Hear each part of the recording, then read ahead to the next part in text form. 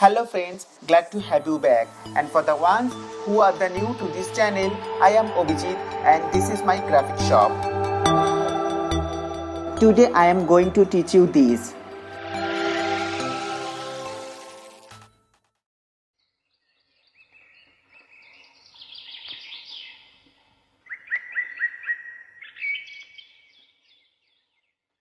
Good evening guys. Today I am going to show how to draw one of our most famous Indian folk art, that is Madhubani art or Mithila art. Let's start. Madhubani or Mithila painting is a folk painting of northern India. It is the most practiced by women in the villages who have passed this art to their daughters through multiple generations. They paint pictures of nature and mythology to depict different events like birth, marriage, and cycles of life.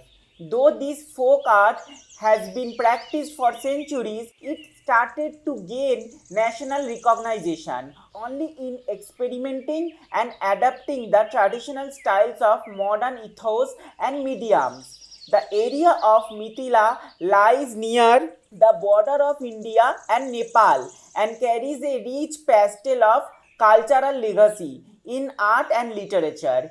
Its heritage goes back at least 2500 years and its celebrated figures include the Buddha and Mahavira.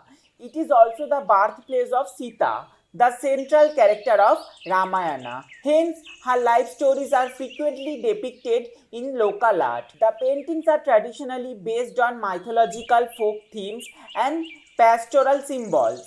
The central themes of the most paintings are love, valor, devotion, and fertility. Though the approach may vary, so it is common to find scenes of courtship and marriages and symbols of fertility and prosperity like fish, parrot, elephant, turtle, sun, moon, bamboo tree, lotus, etc. in prominence. The divine beings are positioned centrally in the frame while their consort and floral motifs form the background. The human figures are mostly abstract and linear in form. Even though this art is centuries old, it has preserved its original style and content in its native land of Mithila. Nowadays, synthetic colors are used, but traditional artists still make their own colors by extracting them from plants. The coloring is of two styles, Kachni, which means hatching, and Vanni, which means shading. Kanchni uses delicate fine lines to fill the painting and not much color is used. Vanni, which is shading, used solid colors to shade and fill the pictures. It uses black outlines, fill the vibrant color. A variety of inventive patterns are made with hatching and stippling.